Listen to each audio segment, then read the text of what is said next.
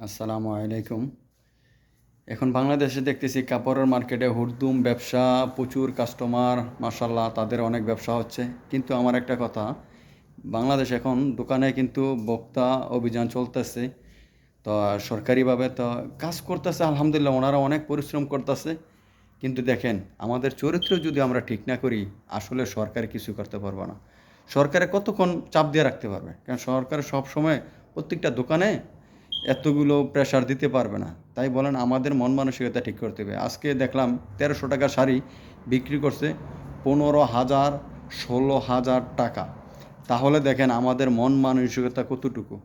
দেখেন, ব্যবসায়ের কিছু কিছু জিনিস আছে যে আপনি ১০ টাকাতে কিনলে ১০ টাকা লাভ করতে পারেন, এটা জায়েজ আছে। কিন্তু ১০ টাকাতে কিনে যদি ৫০ টাকা ব্যবসা করেন, তাহলে কিন্তু আপনার এটা হারাম হয়ে যাচ্ছে। তাহলে কিন্তু আপনি জুলুমের উপরে জুলুম, যেটা সীমাহীন বাদে, যেটা ইসলামের বিধানে নাই।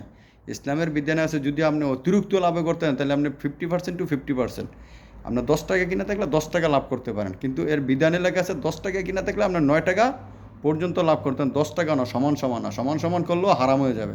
আর আমাদের বাংলাদেশে দেখেন কিভাবে ডাকাতি করে কাপড় ব্যবসায়িকরা একটা বছর পরে এই রমজানের অপেক্ষা কিন্তু সবাই থাকে। আর এই রমজানের সময় এমনভাবে জবাই করে সাধারণ মানুষগুলারে, যা মনে করেন কি বলবো, মানে বলার মতন নাই।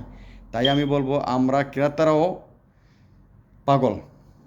কারণ বললাম, আমরা ক্রেতারা মনে করে যে জিনিসটার দাম, এই জিনিসটা আমরা সবচেয়ে বেশি ভালো। আমরার মতন বোকা আমার মনে হয় বিশ্বের কোথাও নাই। আমরা এমন বোকা মানুষ। আরে ভাই, এত ব্র্যান্ডের দামি দামি দোকানে যাচ্ছেন কেন? তাদেরকে তো আপনারা পয়সা তো তাদেরকে দিতেছেন আপনারা। ওনারা তো আপনারা দিয়ে কোটি কোটি টাকা কামাইতেছে, কিন্তু আপনাদের ব্যর্থতা, তাদের ব্যর্থ না। ওনারা তো মনে করেন ১০ টাকার মাল দেখায় এই বছর লাগেছে ১০০ টাকা চলে গেছে, তার পরের বছর লাগবে ১৫০ টাকা। আপনাদের পকেটের টাকা এইভাবেই নিব, কারণ আপনাদের যেই টাকাগুলো এগুলো হালাল না। যদি হালাল হইতো তাহলে চিন্তা ভাবনা করে কেনাকাটা করতেন, আর চিন্তা ভাবনা করিয়ে মনে করেন টাকা পয়সা উড়াইতেন। এই হালাল না বিদে হারাম টাকা দেখেই মনে করেন বিলাসিতা করেন। না, টাকা আসতে আসে ওটাল আর কি। তাই বলবো, যারা মধ্যবিত্ত লোকেরা দেখেন অনেক কষ্ট করে যেমন কামাই করে, তারা অনেক কষ্ট করেই কাপড় চোপড় ১০ দোকান ঘুইরা যাচাই কইরা কিনি।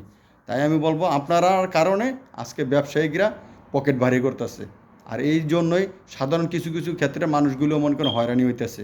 কেন, ওই যে দেখা যায় কি ১০ টাকার মাল ১০০ টাকা বিক্রি করতেছে, পাশের দোকানদাররাও তারা ঠিক সেই চিন্তা ভাবনা করে বসে থাকে। সিন্ডিকেট একটা, এই সিন্ডিকেট ভাঙতে হলে সবাই একমত হয়েছেরা কাপড় দামি দোকানে যাবে না, দামি জিনিস হলে কিনবেন না। তো সবাই ভালো থাকেন, সুস্থ থাকেন, আল্লাহ সবাই আমাদেরকে হেদায়েত দান করুন। আল্লাহ হাফেজ।